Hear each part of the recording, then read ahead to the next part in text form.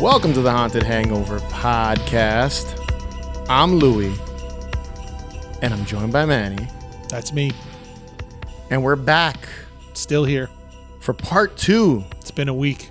It's been 1 week. My ass hurts. This chair. I haven't stood up. I haven't peed in 7 days. Oh man, that bladder must be out of control right now. I just wanted to make sure I was here for you when you needed me. The size of an airbag right now, your bladder. Make sure. That's it. That's it. I didn't even get a catheter bag. I'm holding it, so. Let's do this. Let's holding do it. in.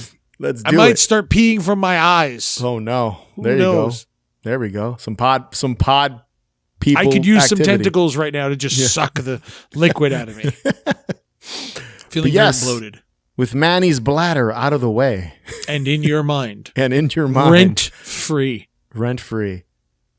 Let's jump back into our Invasion of the Body Snatchers Battle Royale.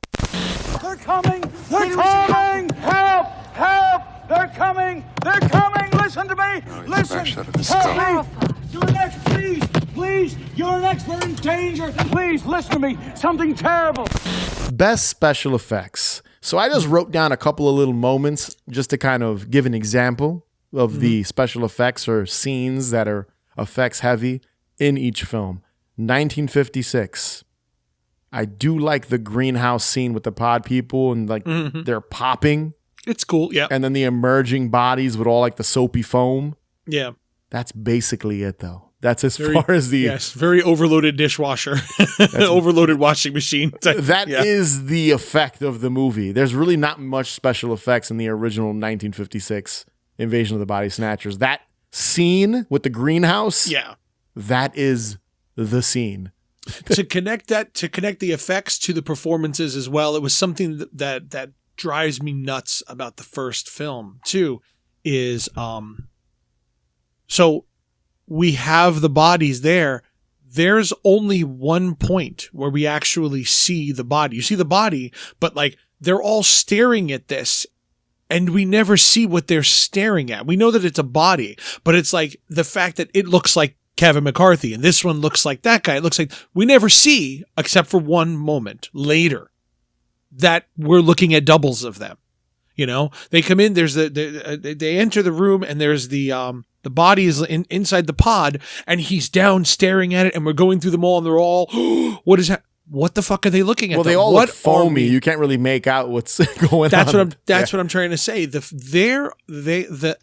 characters are seeing a double of him laying there, but the audience never sees that double. So they don't know, we don't know as an audience what it is that they're frightened by. Like, what is it that we're seeing? We go through, I don't think it's, we get that one, then there's another one, they do another double, and then the third time we see the double. It just shows, oh, look there, it's Kevin McCarthy's. You can see the jaw. you know, and the fact that they do a lot of jumping to conclusions in that 50s. One. Like he immediately says, "Oh, well, they must be doubles." It's just like they must be taking over our bodies. What clued you into that? How did you get to the? Especially because we haven't seen the double yet. We actually haven't seen it yet. So how did you come to this conclusion? I don't know what you're looking at as an audience. I don't know what I do because I know the movie. I know what it is, but it's almost like 1978 filled in the holes of the first one. That was when we were on the plot. That's what I said. It kind of expands on the lore that they created in the first movie. I don't know what's happening in the first, and that's my problem with the performance and the effects. You don't. Besides that being the 50s, it's like the production alone, your cinematography. You didn't show me what it is they're afraid of, and that goes to performances and effects. Like, what is happening here? Yeah. I mean, in the first movie, there's really just the pod with the people popping out of them. I love the big, like, pea pod looking thing. Oh, I think that's really the big, like, Audrey, almost like Audrey 2 kind of thing. You know, I think and then that's we've got really the cool. body, the doubles, which aren't, they look like mannequins almost. They're not really, there's not a lot of special effects in the original film. 1978, we got a couple of solid sequences. The main one being the sequence when all four of them fall asleep. Oh man, and Donald Sutherland's outside on the balcony or whatever on the chair. And all the bodies are in the are in the courtyard. Oh yeah. And the pods are opening up. The flower, that flower thing, and then the body is pushed out of it, and then the pulsating music, and then the hair thing, those hairs that try to like touch his like the touch cotton, them to duplicate. the cottony type, the hairs that are spider coming webs. Out. Probably the best scene that involves special effects in the 78 version. I think that is, I mean, it's like 5 minutes of them being duplicated, like made copies of them. And then it's slimy, it's nasty, the pulsating music. Yep. It's great. To play into that, another effect is Donald Sutherland bashing in his own head. Would he kick it or crush it? He uses like a shovel or something. That's right. He picked the shovel. Yep. It's pretty gnarly, pretty bloody, pretty disgusting. Crushes his own skull. Elizabeth disintegrating or imploding when Donald Sutherland is holding her. Great effect. You just see her body like fall in his arms. It reminds me of, and you know what? It might have even been an homage to it in 1408. When John Cusack's holding the daughter and then the radio comes on and he jumps and the daughter turns to dust and just collapses in his arms. And another great crying scene right there, you know?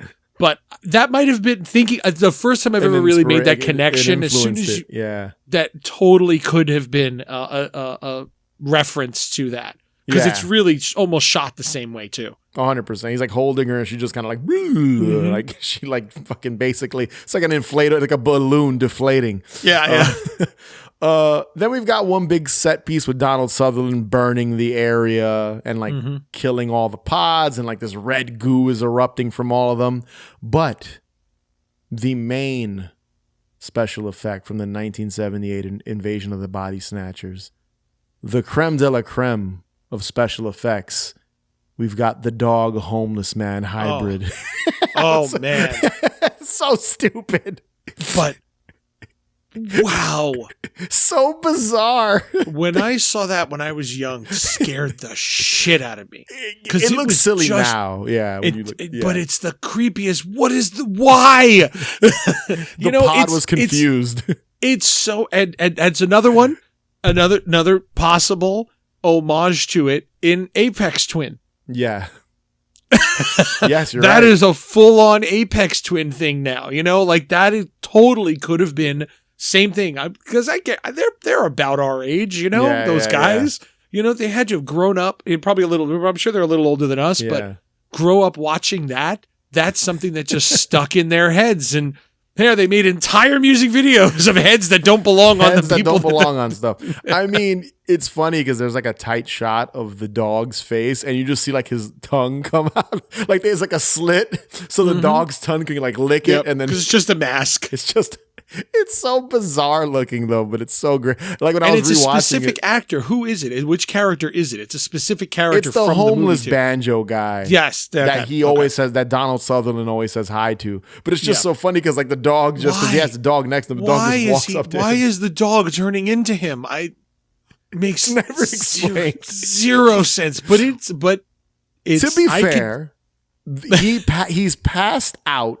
Donald Sutherland tries to wake him up. There's a pod next to him, but the dog is asleep next to him. So maybe the pod grabbed both of them and then merged them into. It makes no sense. Or maybe the dog, or maybe the fake one like disintegrated, and the dog just got it stuck on his face. I don't know. Yes. The Ed Gein style, just like, oh hey, look what I got. It's a little leather faced dog. That's all it is.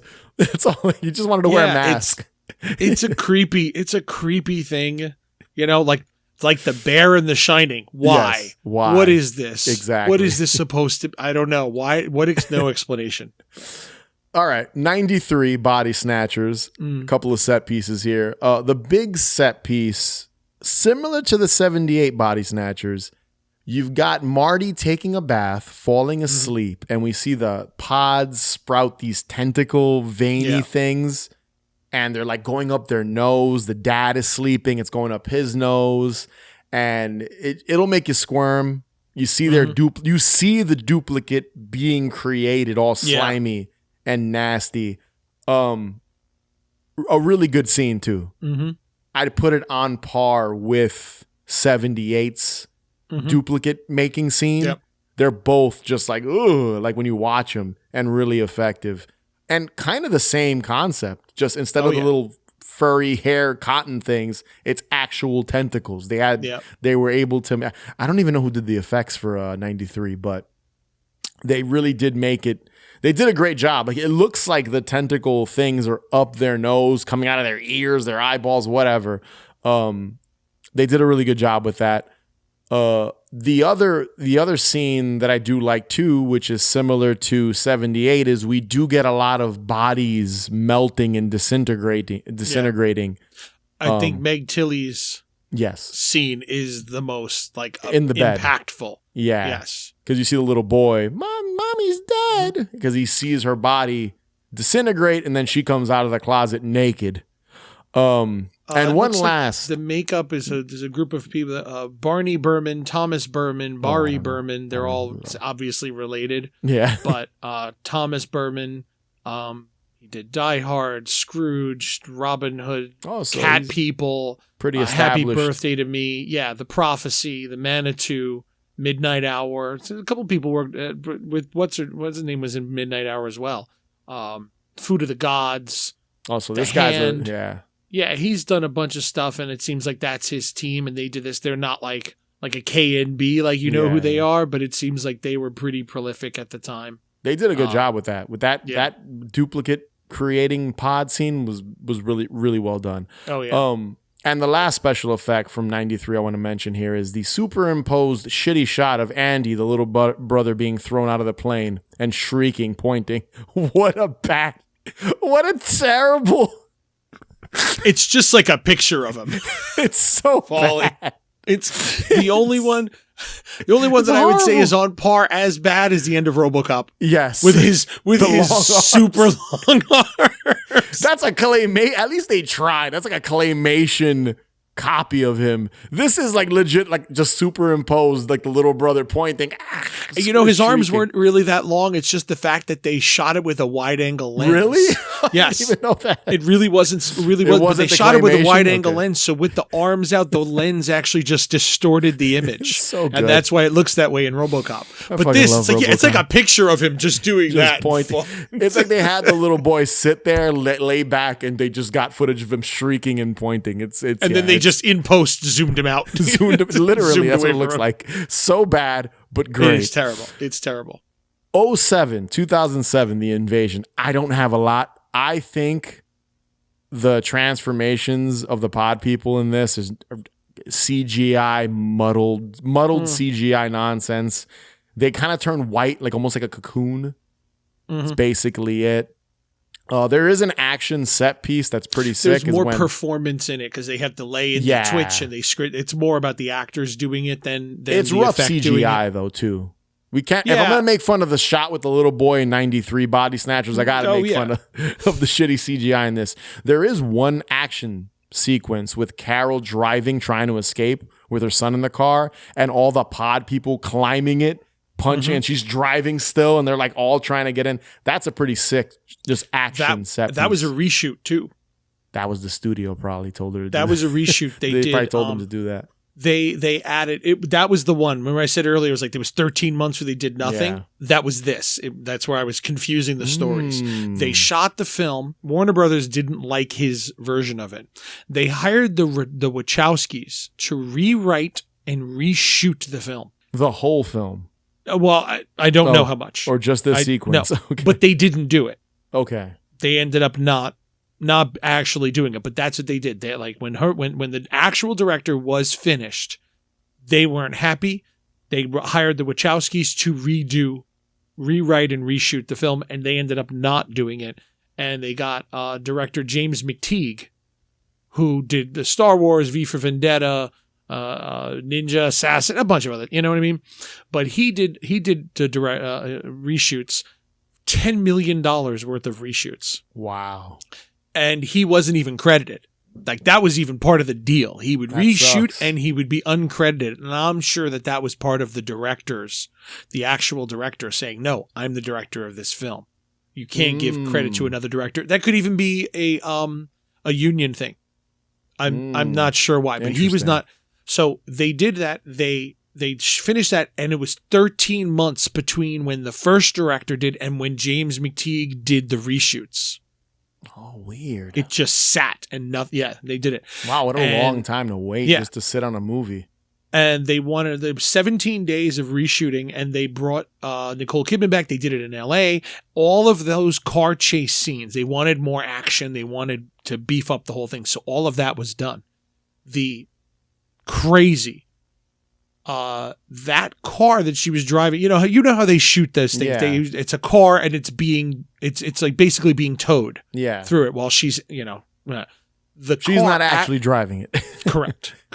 The car actually was in a crash. It actually wrecked the car. Wow. And it broke like 3 of her ribs. And she was in the hospital. Yeah, she went to the hospital. They broke ribs, and she was pretty beat up.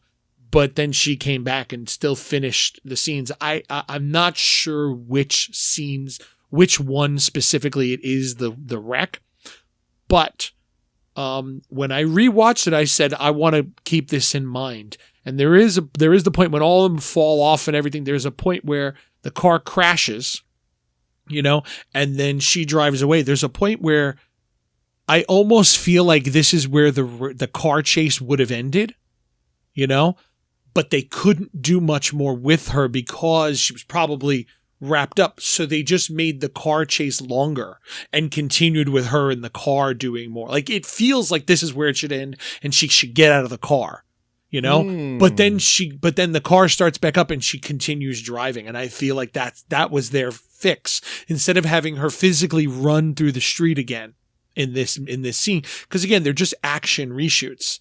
Just make the car chase longer then. That's what it feels. I don't know that. That's just my impression of the scene. I could be totally wrong. Honestly, it's a solid. The scene itself, I mean, if they felt they needed more action, okay, but the scene itself is a really good action set piece. It is. It's like the only big action set piece in the whole film.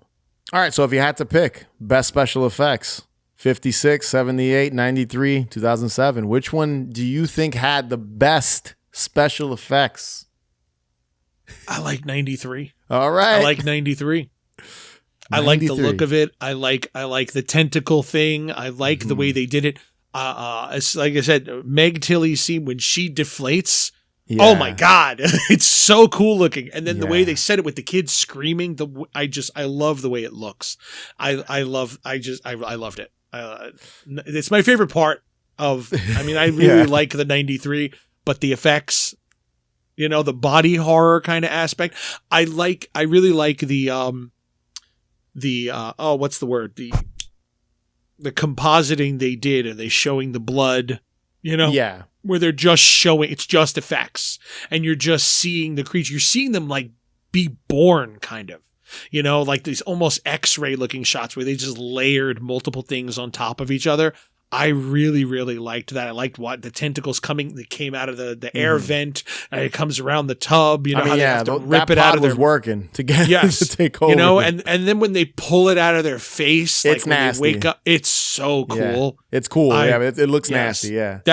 93 is, as far as the effects and everything. 93. I love 78. Yeah. But 93 is just, that's my style. Yeah, that's what I like. That reminds me of The Fly more than the original does, and that's my type of Cronenbergian body horror stuff. 93 would be my runner-up, but I'm going 78. I can see it. I love see that too. Sequence when the 4 of them are being duplicated. And he bashes his own head in. I just love that sequence. I love the flower that sort of gives birth to the duplicate. This little flower that's on everything. It's like it's nasty. in this plant, it's on that plant, and they just go, where did you get that? It was on here. Put it down. It looks nasty. Like 93 looks nasty too. And 56. Listen, man, I love the popping pods with the foam and the person. So I like all of them. Yeah. When it comes to the pods, so for me, it's still going to be 78 though, because that sequence, and just for the homeless man dog hybrid alone, the special effects. And then, but then you also have to give the props too, as we said in 2007 where we killed the dog. We threw the dog. She hits the garbage can with the dog, and the dog's body hits the fucking windshield. Like you not just hear about the dead, you see the dog. She hits the can, it flies out of the can, rolls off the windshield. It's like, Chris, buddy, this is not Chris's movie. But it is no homeless man dog hybrid. No, it's not. No, it's not. So that's why I'm going for 78 with the special effects. You're going 93. 93 would be my runner-up. I also really liked the way she looked when they went to the body of her laying in the tub, the double, the way that she was all veiny around it, and the white milky water that I was like, that's my style of stuff. It's like a birth. It's like a real like afterbirth and stuff. It really is. It really does. It's very much a placenta. That tub became a placenta. You know? God, it's rough. You know? It is nasty. 93 has it's like a Cronenberg. That's why I said it's very Cronenberg body horror. It is. And you know that's my jam. It's too late to run, Malone. It's too late. They're taking the base. All we can do is wait until they come and then... The keys, Doctor. The keys. They'll follow you. All right. Best ending. This is us kind of picking the best ending. 56. It's abrupt. Ends in a bleak nature with Miles being alone in the hospital, knowing that the pod people are slowly approaching Again, LA. very Twilight Zone. It's like the monsters are doing, not the monsters, the cookbook, where the guy's in the plane in the UFO saying, "Where are you? Are you on a UFO right now being fed? Are you home?" It has that same feel. It very feels like Richard I agree. Matheson. The whole movie feels like a Twilight Zone episode almost. Yes. Now that you say it. And there's that visual of him on the highway warning people, which you mentioned plays into 78, you think, in your theory that they're connected. Yep. It just ends. Yeah. It's an abrupt, that's how they ended movies in the 50s. They did. As soon as the story was over, roll the credits. I also, bum, bum, bum. Yeah, I do want to touch on one little quick thing here. There is no explanation of how and why the pods showed up in the town. It's done through exposition, briefly, throwaway dialogue, like, they came here like seeds planted, or I think is kind of the word used. It's never explicitly shown, from what I remember, how the pods ended up here. Again, it's just explained that they're seeds from space, and this whole thing was created from that. Seeds from space. So, and I'm only tying that in because the ending aspect of it, it's not really explained. We don't know. It's a bleak ending. We don't know if Miles became a pod person. I think that might actually be the novel playing into. Yeah. Because the what's the writer's name again? Jack Kinney? Jack Kinney? Finney or Kinney? Jack. Yeah. It is Finney? Jack Finney. Jack Finney. Because the story itself was inspired by a psychiatric condition called Capgras delusion. And that it's an actual thing where people think that a person is not who they are, that people around them, their loved ones, have been taken over by someone else.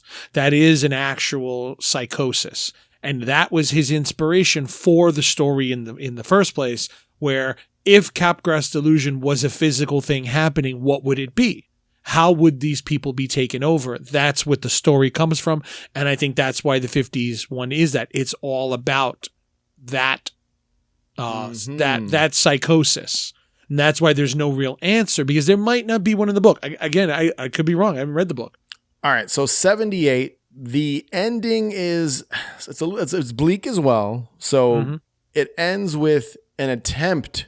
They at least Matthew tries to stop the pod people by burning down one of their facilities where the pods are growing.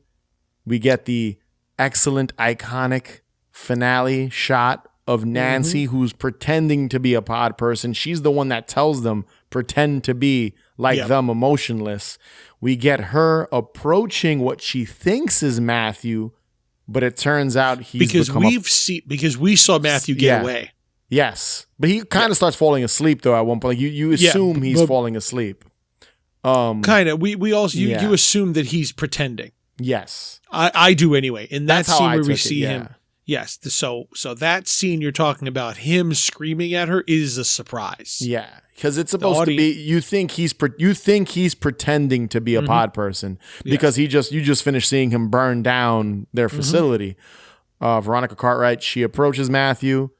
He's a pod person, and we get the scene that we already mentioned, the infamous and very probably the most iconic anything from all of these movies. When you think of Invasion of the Body Snatchers, is Donald Sutherland pointing, making that weird face, and shrieking while Nancy just screams in fear and cries, "No, Poor Veronica Cartwright." Yes, great ending. There's no beating that. And Matthew tries, where in the 56 version, Miles doesn't do anything. He just is trying to warn people. He never tries to kill. Yeah, he realizes he can't. Yeah, he can't do shit.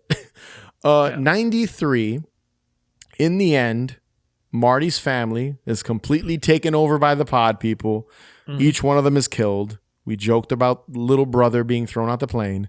Pete, who I didn't even talk about, he is the male soldier love interest guy. Very cookie cutter, very surface level performance. Not much. He's another one. He's just kind of dragged along. Yeah. He's just kind of along for the ride. Yeah. Pete, he's able to save Marty mid transformation, and the two flee in a helicopter. But because not he's a pilot. Because he's a pilot, he's soldier. An Air Force pilot, yes. But not before blowing the shit out of the base containing all of the pods. Like firing rockets and everything. Smithereens. And there's a voiceover with Marty, and we're back to the beginning of the movie. Yeah. Back to the beginning, and we hear a voiceover of Meg Tilly again, but they changed the pitch of it a little bit. I think that's more her memory of Meg Tilly than that's supposed to be her remembering what she said, because she realizes that we're no different. Well, it's not even that, because they blew them up, I guess. they get into this more in part into the 2007 one, but it's kind of implied that after everything she's gone through, she saved herself, they destroyed the pods and everything, but now she's empty. Yeah. It's destroyed her emotionally, and she's got nothing left. So she might as well be a pod person. I mean, it reminds me of 78, 93 and 78 kind of have similar endings where they actually try to destroy. And in this case, they destroy the pod people before they can spread. Whereas 78, we don't know what happened. He destroys a bunch of them, but we don't know how far it spread. It's obviously still happening because he became a pod person himself, Donald Sutherland. In this, we see characters dying, like when the explosions and the missiles are going off. Well, in 78, they clearly are still going because Cartwright is pretending to be one. Yeah. So they clearly keep spreading. That didn't do anything. You're right. Yeah, now that didn't I'm thinking about it. Yeah. She has to pretend as well. Yeah. So we don't know how far along to. It could just be the next day. We don't really know what's going on. But they destroy the pod people in 93. There's no. I mean, when I say destroy, they destroy. They blow them the fuck up. Return of the Living Dead, nuke the town from orbit. You know. 2007 the invasion ends with Carol finding her son, trying to escape the city while avoiding the pod people, like usual. She comes across Ben, Daniel Craig. He's become a pod person. She shoots him in the leg, like you said earlier. She makes a run for it. Helicopter comes into play here, containing Jeffrey Wright, the doctor, the friend. He's been in communication with her because there's like a base outside of the city where they're trying to contain and contain everything so that people aren't infected. Jeffrey Wright shows up in the helicopter. He finds Nicole Kidman, the son. They jump in the plane. There's a possible cure now. The film ends with Carol and a now not possessed. He was cured, Ben, her son. Due to the sickness. Yeah. When they figured out that everybody had the sickness, Yes. that would create an immunity, so they literally created an antivirus for it. They created they used the chicken pox. what's the word? Thing. Jesus. An antidote. Yeah, an antidote, a vaccine. Vaccine. That's the word. So Ben, Daniel Craig, is human. The son is happy and everything. The son's friend, who we see a couple times, didn't write his name down, little dark-haired boy.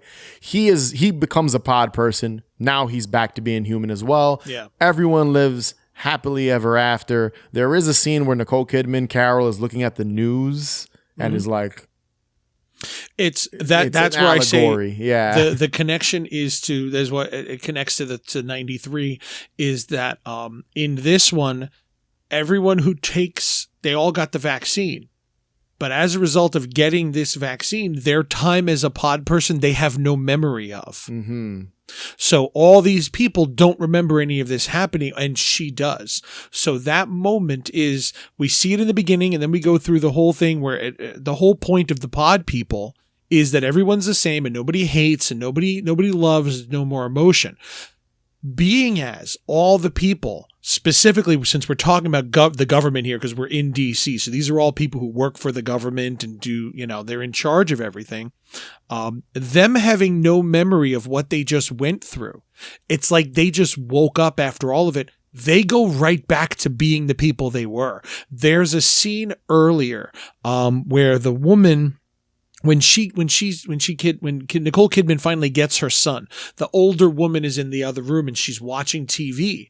And on TV, she's watching a worldwide peace accord being signed. Yes. North Korea was like the last one to sign it, but basically the entire world agreed, and we have a peace treaty around everyone. That's it. War is over. No more. And we're all going to work together as one big society. And then we get to the end, and being as nobody remembers, wars picked right back up where they were. I forgot that detail. Yep. That's what it's about. That's what her look is. And it's like, she has that moment of, maybe we were better off as pod people, because here we are. We're going to go back to killing each other. There's there was a thing in Stuart Gordon's version of the 93 script. I don't know if you saw this.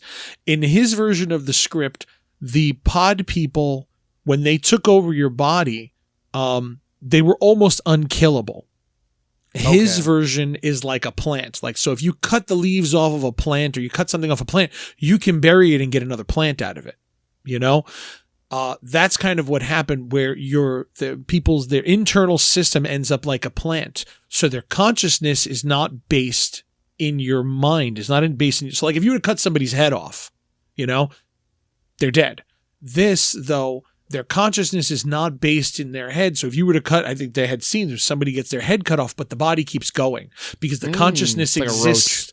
Yes, the consciousness exists throughout the entire body system. Interesting. Okay. And being as that works like a plant, they were actually susceptible to pesticides. They could be killed like a pesticide. So I'm guessing the original ending is them discovering that and using pesticides to kill the pods. Interesting. And seeing as they change that, now we got to just blow them up. But that was Stuart Gordon's addition to it, that we're more like plants and we don't have we have a central nervous system that is entirely part of this thing. And it almost seems like that carried into this one, being as every little, they showed you the spores that were in it. Each one of them worked almost independently within their bodies, changing all the blood cells individually, So then when the end of this, when they vaccinated everybody, all those were wiped out. So there's no memory of what they just were. It's almost resetting the bodies. I completely missed that. I didn't even pick it. So I'm glad you mentioned it, because I missed that. I remember seeing all the peace treaty stuff. Like it's all told through television. Yeah. So I was so focused on other things that I was like, oh, there's something about, I knew it was something about war, Yes. but I didn't All realize wars that came it was to an that end. there was a peace treaty between all the countries. And then at the very end, since they were pod people, they forgot. And then Daniel Craig is holding a newspaper, and it's something like strike on something somewhere. Wars picked right back up. It's like where a they were. nuanced thing. It's he says It a is. comment about it. He comments about it too. is. Interesting. It's about what each film covers. Yeah. You know, they're all, like I said, they're all some level of political commentary of the time. Yeah. You know, the first one is obviously the communist Red Scare. Who's really a communist? That's what the first movie is. The second one is civil rights and hippie culture, because you see they run a mud room. Yeah. You know, that sort of thing that people, you know, bringing Eastern mysticism into American culture. And that was something that people were very against, were hippies. And again, in turn, communists as well. They believe that hippies, godless communists, you know. In 90s, it's the military. And a big thing of it in that time was gays in the military. That was a big thing in 93, the don't ask, don't tell, where people had to pretend to be something that they weren't in the military. So you actually had people, if you were gay in the military, you had to pretend to not be gay. That's another thing. And this one is governmental control, and it's before COVID, so it's not actually about that, but it works. It's eerie how they mentioned pandemics. It's 100%. crazy. So but eerie. This one has a big thing of, again, this is why I say it works so well too. It's all about patriarchy. If you notice, it's all men. In this movie, it's all men. But it's patriarchy within the government, how the government is just a bunch of men behind the scenes working. Every time she tries to get away, it's the ex-husband and a bunch of men standing on the street. And then they turn and they see her. And then she goes over there and it's a bunch of men. And it's a bunch of men. It's always groups of men, and it's all an allegory for the government secretly working behind the scenes to destroy the world through war. Yeah. You know? And that's what that is. That's why I say, like, it would work if you did another one today. You know, of, again, people changing before your eyes, people not being who you think they were. they could take it to some wild places in 2025, 2026. Totally. So, dude, I think we're doing it ourselves. there you go. Gonna have to just do it ourselves. We don't need a movie, just a documentary. I do like how you articulated each one of the endings. So that's very good. And on that note, which ending's the best? I got to go with 78. Yeah. I got to go with 70. I like 07. Because I like that allegory. It's a happy ending, though, which is a cop-out. It's a happy, but it's not a happy ending. Yeah. It's not a happy ending because, again, it's like, well, were we better off that way? You know, I like the ending of it because of the lesson that it's kind of teaching. 93, I just hate that we just blow shit up. I just hate it. It just feels so like, it feels very 90s. Just to send missiles. Shoot a bunch of rockets and blow rockets. things. Like, it's just kind of, it's so campy. Yeah. You know? But 78. It almost feels out of place. Like, it does, completely. It's like it feels like they didn't know how to end it. Almost like they didn't know how to end it. So here, just throw some rockets at it. Because she gets in the helicopter, they throw the brother out, they fly away, and it's like they fly back. Like they leave. And then they come back with fucking rockets, and they it's weird. What a weird ending. It is very tacked on, but 78 and 56 both do, they won, you know? But I 78 just did it better. I agree, I mean, nothing will beat the hopelessness of Nancy going to the hero, Matthew, we're rooting for him, and seeing him, his desperation and determination to save the woman he loves, the people he cares about, and then he's just succumbed to becoming a pod person. It's like, it's depressing and creepy because of the shrieking. Like, so and then she's the one that told them, like, guys, if we do this and work together, we can get out of here. But like, at the end of the day, we're all fucked is basically what 78 is saying. Like, this guy you've been watching for 2 hours, he became a pod person. Yeah. I like how they did it in 07 as well, where she gets on the train and there's that random guy there. There's a couple of people on the train and they've all kind of figured this out. So they have to tell her, and the guy tells her, but then that other woman is just so scared that she gives them up. Yeah, she just leave us alone, and that's it. Now, nope, run. Yeah, they do stuff like that in all of them. I'm thinking in 56, there's they always a have moment, the dog running across the street, and she's like, "Watch it." And then she shows emotion. And then, oh my God. I got so angry at her for that. I got so angry. It's great. It's a great scene. Shut up, you idiot. They do it in all the movies. So it's in one of them, they kill someone right in front of someone. Mm-hmm. There's the one in 93, a very Abel Ferrara 93 thing. The Pete, his like colleague, is like, "Fucked your girlfriend," to see if he gets upset. What an Abel Ferrara just 93 thing to just see Harvey Keitel saying that. Like, "Fucked your girlfriend, Pete." What do you think of that? To see if he gets upset, like that feels the most 90s of all. Like, yes, of course they would do that. Would be a way to tell people, like, to find out if someone's a pod person. I would like to see what Ferrara did with this if it was all his. Like, it wasn't 4 different versions of the script. I'll tell you what, like, that line was him. Like, I'll tell you, The Addiction is one of my, I would love to see, because The Addiction is all, like, that is so stylish and so cool. Based on The Addiction, I feel like, yes, he could do a Body Snatchers. If he had no Warner Brothers bullshit in it. Yeah. It wasn't 4 versions of a script, and it wasn't all this other nonsense. Just let him do it. I think that it's at the early 90s, Abel Ferrara could have, if he would have been able to, could have been amazing. Carte blanche to do whatever he wanted. Yeah, that sucks. Yeah. All right, so we both agree. Best ending, 1978, Invasion of the Body Snatchers. That moment's sleep was death to Becky's soul, just as it had been for Jack and Teddy and Dan Kaufman and all the rest. Their bodies were now hosts, harboring an alien form of life, a cosmic form, which to survive must take over every human man. Best score. I mean, 56, not much there. No. Basically a generic strings, etc.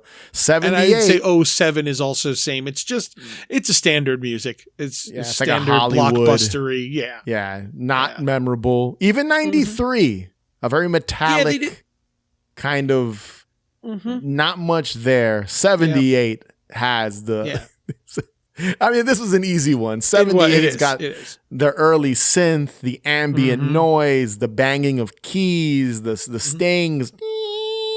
There's entire sections that just go silent. Yes. Like the sound cuts out entirely. And then it's just I hate the sound effect itself, but it's just their footsteps. You know, and it's just silence. But when there's music, it's part of it. It's the sound design as a whole in 78 is very interesting and unique. I mean, that sequence, the sequence when the pods are trying to copy them and there's Matthew's outside, it's like just this like sting. Yeah.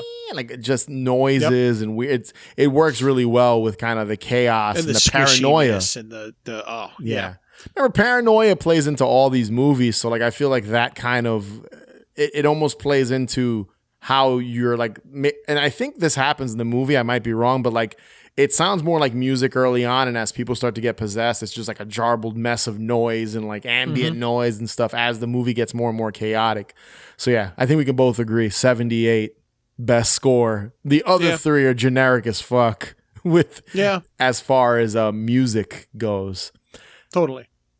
Best direction and look of the film, cinematography. Which one do you think is the best directed? 78, 93, 07? Well, 56, 78, 93, and 07 I is the see order. them as 2 different things. But we got to save some time here. No, I understand, but I would say best direction is 78, but the best look is 93. I thought you were going to say that. Yeah, I knew you were going to say that. I think the direction, I put that more toward how he did the actors and told the story. Yeah. 93 is the cinematography and the lighting, you know? And when you say the look, you know? I put them as 2 different things. So simply 78 had the better direction and the coherent storytelling, but 93 had the look. I like the colors. I like the way he shot it. I like it almost has a Terminator Judgment Day vibe to it. Very cold and metallic. 93. Yeah. 93 has like that look. I see it very Fly. Yeah. Firestarter. You know, Yeah. there's a bunch of movies back then that really had that look, and I think that they nailed it with that. I mean, I'm going to go 78. 78 was Best direction. It's so close. You're right. It should be a separate thing because I think I would agree with you. I understand. You're just trying to. But I figured I could tell this real quick. Yeah. I mean, I would agree. I think I'm there with you. 78, 93. Best directed 78. Best looking film 93 does have a sort of like body horror-esque feel to it. Kind of it feels like a Cronenberg movie without Cronenberg directing it. Like the look of it. I feel the same way about Firestarter. It looks like a Cronenberg movie without Cronenberg. Never direct an Invader. He's tailor-made to direct an Invader of the Body Snatchers movie. How did he not? How was his name not thrown into that basket? I wouldn't be surprised if it was at some point, but the fact that it's Warner Brothers and they're all American and most of his films are Canadian. Yeah, you're probably right. I think that might have really been Lynch could have done a decent job with a Invasion of the Body Snatchers. He would have made it a little weird, but I think he would have even been able to do like an interesting take on Invasion of the Body Snatchers. But I want to see Stuart Gordon's. That would be crazy I'd love to see Stuart Gordon's Body that Snatchers. would be wild to see his version of it too. There'd be a lot of monster and creature effects in that. I think he's one of like the most underrated horror directors. Like people I could agree with that. Yeah. People don't mention him enough. They don't bring up Stuart. And when Gordon they do, enough. they just mention Reanimator. That's basically but he's got so many more. Yeah.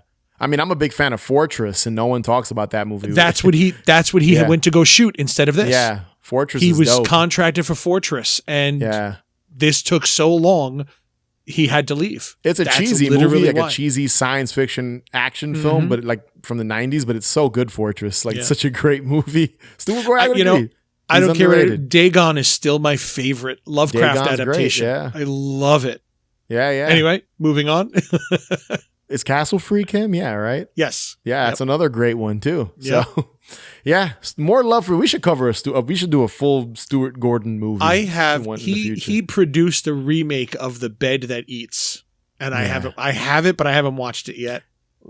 Listen, the guy wrote Honey, I Shrunk the Kids. I mean, he's phenomenal. He can do a lot, so he can cover all genres. So, all right, best pod. Which one has the best looking pod? 93. You really? I love the tentacles. Well, before you continue, 07, I have some no pod. I don't. There's like no that. pod. There's no pod. That is my biggest gripe with that movie. There's no How pod. do you make an invasion? Whatever, you're the How invasion. do you make a pod people movie with no pods? No fucking pods. Yeah. They made it a spore. Yeah. Fine. Yeah. But at least make it turn into a little pod or something. That's the one thing I hated about the 07. They should have at least turned into a giant cocoon. To look like a pod. It seemed like that's where they were going that way, but they didn't pull the trigger. Yeah, like he should have gone a full cocoon, and that would have been very Fly. Like they turn into a cocoon and then emerge from the cocoon.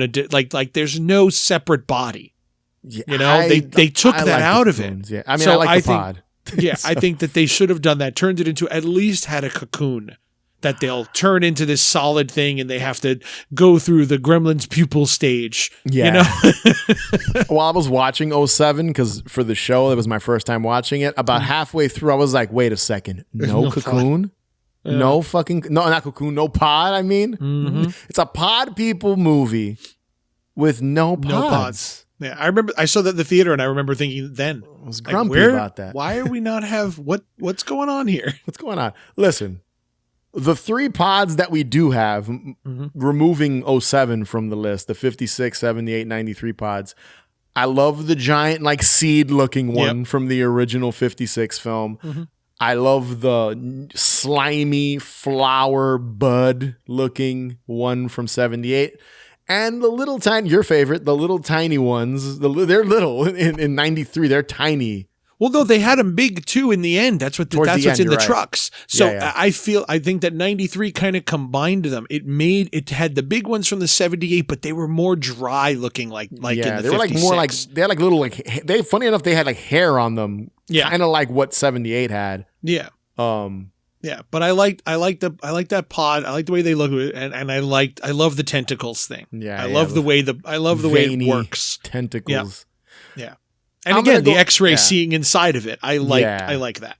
I'm gonna go 78 again, just because I love the pod with the flower giving birth And to then the sliding duplicate. out and pushing It's them out. Yeah, it's nasty. really and it's then cool. them covered in like the hair as they're turning into the duplicate.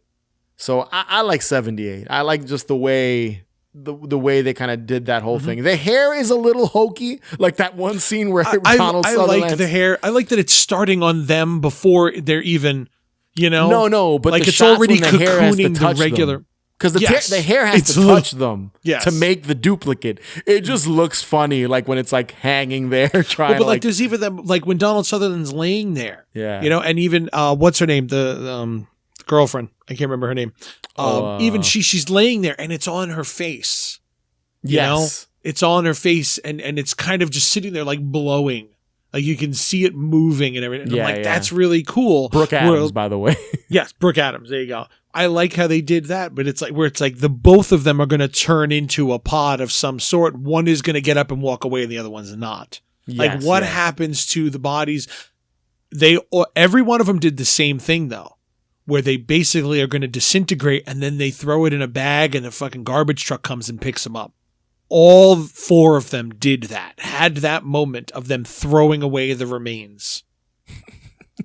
Which you see Meg Tilly do it, right? She throws it, Yep. They all have a garbage truck that comes around. And then in 78, you see all the like hairy stuff inside of the back of the garbage trucks. And like Donald Sutherland's like looking at him and stuff. Like, that is one thing that went through all 4 of them. Yeah. Is the garbage truck picking up the remains. Yes. Because in 07, it's like skin. Mm-hmm. It's like there's no pod. They got to like peel it off. And she got to peel it off and throw it. Yeah. And it starts to form because Nicole Kidman removes it from herself every time she almost falls asleep. She has got like all the... Yeah. And then I like that she used that. That was a cool scene when she was in the bathroom. Was it an airplane or a train? The train. Yeah, she was in the train and she found it and she covered herself in it so that when they opened the door, they would watch her peel it off. And then she kept more on her hand. So when she was out and everything, she could continue peeling it off so others would, so that the husband would look at her. Oh, okay, she's still peeling. Great. She's one of us. Yeah, because that was a unique aspect of the 07. They didn't have pods, but they had the skin. Yeah, that.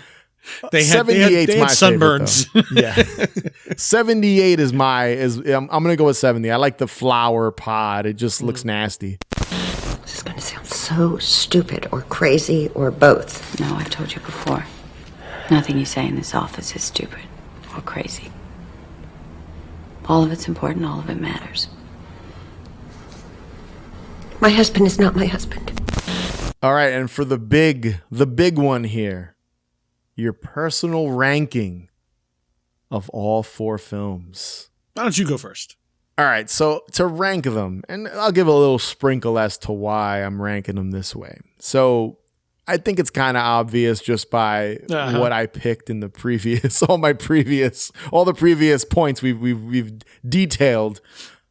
78 is my favorite iteration, my favorite version of Invasion of the Body Snatchers. It's a perfect 70s film, a perfect hybrid of science fiction and horror, and body horror specifically, which we all love. Strong cast, strong direction, strong script. I will admit, maybe the cinematography isn't as unique as 93, but there's just a lot more I love. There's very little I can complain about, and I haven't, I think, in this episode. In these 2 episodes, I haven't complained at all about much in 78, if you noticed. It was like, that's stupid. I made fun of the dog, and I even like the dog. I even like the dog homeless man hybrid. So 78, top of the list. Okay. Number 2, and this might be a shocker, Manny. This might be a shocker. I'm going 56 for my second favorite. Kevin McCarthy. I just like him, dude. I don't know what it is. I like Kevin McCarthy's great. I like him running around. They're here. They're here. Holding this beautiful woman, dragging her ass around, and like him just There's something about his performance in that movie. This beautiful woman. I'm being honest. He's literally I this know. beautiful woman. No, it's just the way you say it. Dragging this beautiful woman. Like very caveman. It is very cavemanish. I'm not even going to, it's 1956, guys. But I like old movies. So like, I liked him just how much he was trying his best to leave this town, and there was every hurdle came in his way, and he just wanted to take this woman, beat up whatever pod person came in his way that he could beat up, and just try to get to San Francisco or the next town or Los Angeles, and prevent this. I love it. I can't say the script is great because it's a movie from the 50s and they were written so differently. There's nothing natural about any of the dialogue. I can't say the cinematography is this amazing thing because pretty it's standard 50s, yeah. Yeah, everything looked the same in the 50s. So, well, the cameras were fucking 2 tons each. Yeah. That's another thing.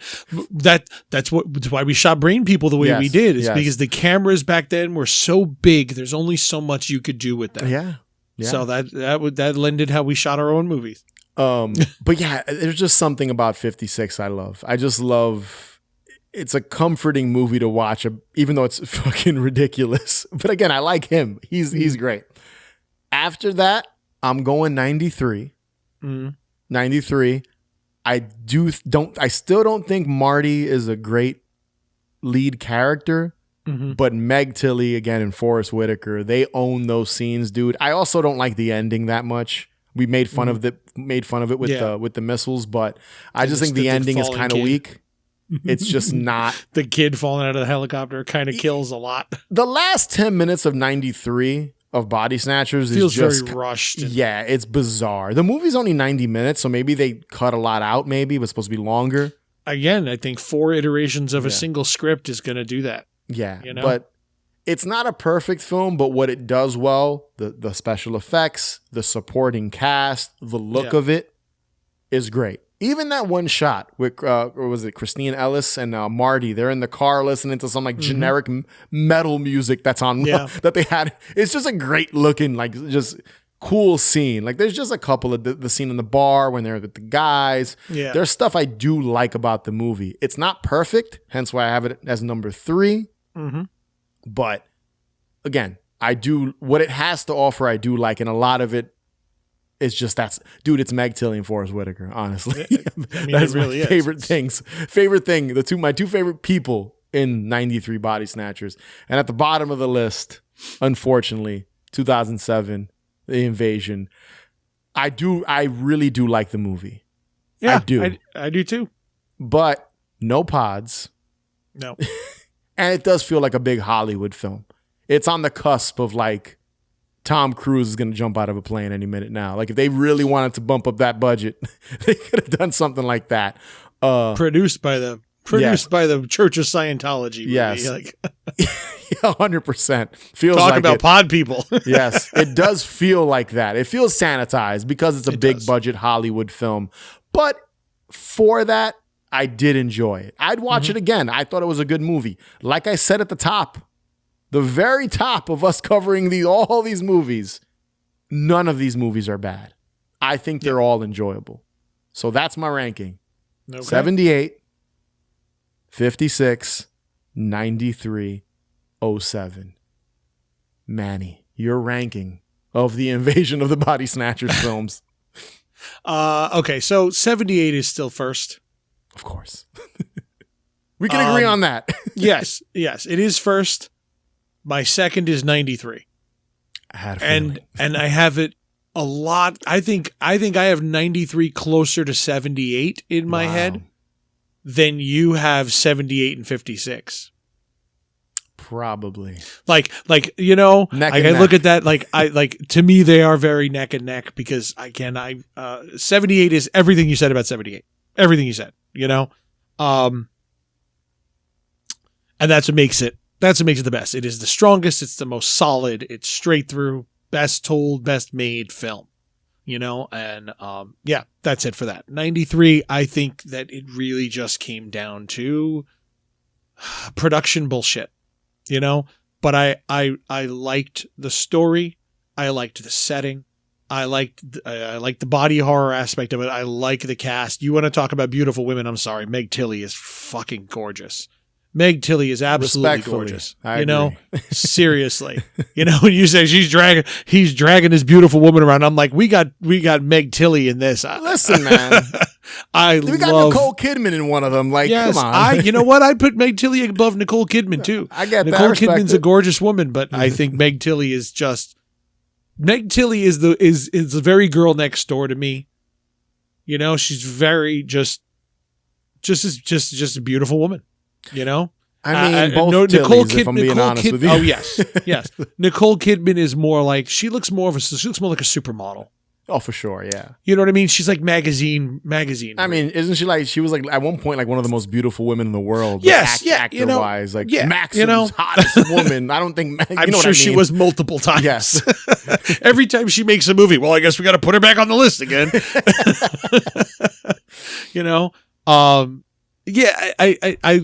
I like what they did that was really different, and how they changed things, and they added the familial element, the family element to it, and I like Gabrielle Anwar's character. I like her being this rebellious teenager who's being brought into a situation where she's being one way or another, pod people or not, she's being brought to a military base. And if there's one thing that exists there, it's conformity. 100%, yeah. So it's like this was something that was going to have to happen to her one way or another, whether it was the pod people forcing her to change or just her physical surroundings. She was going to have to conform to a way of life that she was not ready for. She was willing to do, and I like the parallel of that this was going to happen to her one way or another. And that goes to the ending where she's just empty. She was fighting this before she even got there. Well, she's powerless. She's a teenage girl at the end of the day. I think that's what makes. I think that's something that the conversation you always have of what's the line between a horror movie and a thriller. Yeah. I think that in a horror movie I think in a thriller, the things happen and the character has to change the world to survive and change their, I think in a horror movie, the character is thrown into a situation that exists whether they're there or not, and they have to survive the situation. And when they're over with, the situation may continue to exist, but at least they're out of it.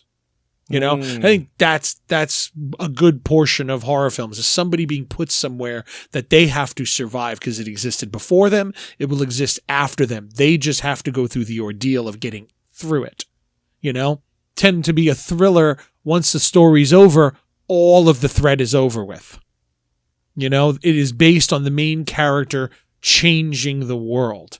In a horror movie, the world changes the character. Okay.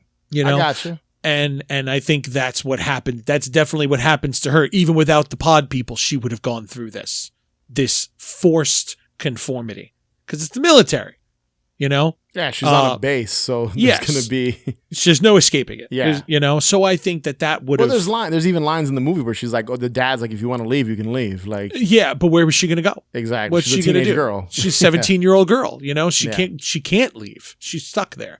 So that's why that's this. I really like what they put into the story and all of that. And I do like the cinematography, the effects, all that other stuff. As far as the other one, I kind of put 07 and 56 on the same ground. I think they're kind of tied to me. 07 takes they're both equally strengths and weaknesses to me. 56 is mostly, my negatives in 56 is mostly the fact that it's a 1950s movie. Not that I have a problem with 50s movies, just the way they made films. The editing is very choppy. The dialogue is just so forced. Like you said, there's nothing very interesting about the cinematography. There's nothing interesting about the music. And it's all based on really one character, not just dragging her through, dragging all of us through this. You're just following him run through the streets But that one character's great. He's a great character. It is. It's Just a to great defend him a character. little bit. No, I'm not knocking that at all. But the film itself is just us running alongside this guy as he runs through the streets yelling and screaming like a madman. You know? That's pretty much... By the way, sorry to cut you off, but you forget how much, like watching it, because I watched Halloween 3 recently because the Halloween season just passed. And you forget how much Halloween 3 owes the original Invasion of the Body. Like, it's Tom Atkins with the girl It is running totally like a Pod Person movie. Yeah. 100%. Crazy. Totally. I always forget. You know? But 07 is the same thing. It's still just Nicole Kidman running through the streets. Just looking for her son instead. But it's a better production of the film. Yeah. That's I what agree. gives me, that's why if I were to one or the other, but the problem is 07 is kind of dumb. That's why I put it at the bottom of my list. Stupid. Because some of it's it feels like it's funny because you mentioned the whole thing about war and stuff at the very end, and I'm like, yeah, but a lot of that goes over your head because you're getting hit with so much other shit because it's a big film. It's still very. The ending is just like 93. It's crammed in there. Yeah, they just kind of run through the ending, you know. But 53-6 is the same thing. The end. It's over. It's over. Movies just end. That's it. Exactly, and that's why I say it's a victim of being of 1950s movie. That's they didn't just know any better. how. No, I don't even know if that's how. I don't even know if it's about the not knowing any better. That's just how they made movies. It's like you said in 93. They're just listening to this nondescript metal song. Welcome to the 90s. Yeah. As far as horror movies, 90s and 2000s, just nondescript metal music playing at random times. It's just a product of the time. It's not even something that like the director probably made a decision on. It went to editing. Warner Brothers or whomever the producer in the editing room said, oh, we have the rights to this song. Throw it in there. You know, like how many times you have soundtracks. The soundtracks were huge in the 80s and 90s, but a lot of them were up and coming bands. You'd have one or two big bands, and then there'd be a bunch of up and coming bands doing cover songs because this band just released an album, so we want to make them popular. You know, like Machines of Loving Grace on The Crow. It's a great song. It's probably their best song. They don't have a single other song that sounds like that, though. Just Not for the one. Crow. Nope, that's it. They don't sound like that. They are more industrial. After that, they had an industrial sound. Before that, I would compare them to the Mission UK. At no point did they sound... Yeah. Yes, at no point would you say that either one of those sounds like Golgotha Tenement Blues. None of it sounds like The Crow. You know what I mean? Yeah. Why is Pantera on the Crow soundtrack? Why are they on there? They don't even fit. It's a great song, but they don't fit. Because Pantera had just released an album and the record company wanted to make them popular, so they stuck them on a soundtrack. Rage Against the Machine. Why are they on The Crow? Because they had just released an album, the record company wanted to make them popular. I'm not mad at it, man. No, I'm not mad at it. I'm just saying that is a product of the time. For sure, yeah. You know? So I think the 50s, that's what knocks it down for me is because it's a product of the 1950s. You know, and if it wasn't subject to the way the 50s made movies, if they stretched it out, I mean, how long is that one? Which one? The 56. An hour and 20. See? Make that one an hour and 40. Kill it. Don't cut the scenes off. Don't cut show things, drag it out a little bit more. Back then in the 50s, 90 minutes was it. You weren't going past 90 minutes if you threw $10 million of your own money into it. They weren't letting you go that long, you know? It was all about cut, next scene, you know? And that's why. But 07 was like, it had all this fucking money and it still made a bunch of mistakes. It's still at $80 million. $80 million and they still made a bit of a mess of a movie. And that's why I put them on similar ground. But if you had to put them in an order, what would it be? You have to. You have to put them in an order. Yeah, 07 is still the bottom by just a hair. That because shocks 56. No, yeah, because Kevin McCarthy's first awesome. He's great. And I also think that it's more of a scary movie versus the Invasion has more of a thriller suspense film. You know, Body Snatchers is more of a scary movie. Invasion feels like more of a sci-fi movie than the original does. So those are your rankings. 78, 93, 56, and 07. But again, first 2 by a hair, the second 2 by a hair. and mine are 78, 56, 93, and 07. And so you've got a good like half star between each of them too. There's a clear separation for you. Yes. But we can both agree, for the most part, that 78 is the winner. Yes. The superior Invasion of the Body Snatchers film. I think we both kind of knew that going into this episode. I knew that too. We both knew that, but I felt the same way when you asked, let's do The Fly. I was like, oh, come on. You know what? I don't care how much you like Vincent Price. Nothing touches the Goldblum Fly. Oh no, of course. Nothing touches. Like it's by a mile, it's better than the original. It's like the thing and the thing from another. It's a mile. It's not even a conversation. I'm sorry, but no, I totally agree. But the original Fly is a guy with a big rubber head on him going. Ah! Like, listen, we'll do it one day. We'll do it one day, and you know what? The point of these episodes is shining light on all of them, and what each film, even though they're all the same IP, they're all the same story. How different are they from one another? And in the case of Invasion of the Body Snatchers, all 4 of these films, they follow similar beats, but they do add and subtract things, making them unique films when compared to any previous version that came out. And that's what I love about when we do these, when we do these episodes. They're long, we do deep dives, but you can just see, and it makes me appreciate the film even more, the films in general, all 4 of them, because a director came in, writer, producer, whatever, even if it's WB, shitty people with money making the movies and kind of not letting the directors control it, they still tried to do something competent. Yeah, using pod people, using Invasion of the Body Snatchers. So not always pod people. Not always pod people. Sorry, that was my main gripe again. But just seeing the same story told differently with different protagonists, different antagonists, because some do have a face. 07 has the husband, the ex-husband. So which we barely even spoke about him. But I just like it. I like seeing the difference between all of them, whichever way we rank them. But it's just cool to see how you can separate, especially with remakes, where sometimes there's just god-awful remakes that exist. And we may one day do one of those where it's just a bad remake with an amazing original. But with something like this, what about a bad remake of a bad movie? There you go. We could do that. Just Deathbed, here we come. More. We got lucky with this one because in reality, they're all good movies. They're all good movies. They're all watchable. In comparison, though, but they go from they're all good films. It goes from amazing to entertaining, like an entertaining film. It's not bad. You can sit here for 90 minutes and watch it. There's nothing like this is complete garbage. That does not exist with any of the Invasion of the Body Snatcher films. So there is a clear winner. Manny and I are going with 1978, which was to be expected. But it's number 2 that's in contention now. Yes, number 2 we don't agree on, 5693.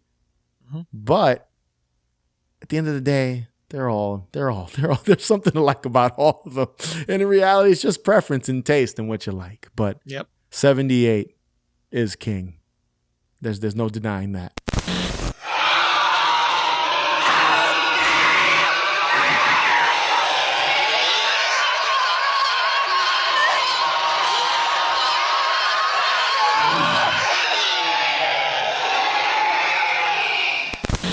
So that was part 2 of our Invasion of the Body Snatchers Battle Royale. Be sure to subscribe, follow us on Instagram, Twitter, TikTok, Blue Sky, Facebook, all that good stuff at Haunted Hangover. Head over to the Haunted Hangover Patreon page where you can gain access to bonus episodes. It's a great way to support the show, support us if you like what we do. And give us a rating and review wherever you are. If you are a pod person, let us know. I want to know personally if we have any pod people listening to this show. If you are, maybe we'll have you as a guest. Tell us, what is it like to be a pod person? Or just put that in your review. What does it feel like being a pod person? Does it feel like you are a 1950s actress being dragged through the streets? You know? Or does it feel like you are a teenage girl lying naked in a bathtub of milk? Just floating through life. Sounds good. Hey, either way, it's going to be an interesting story. Yes.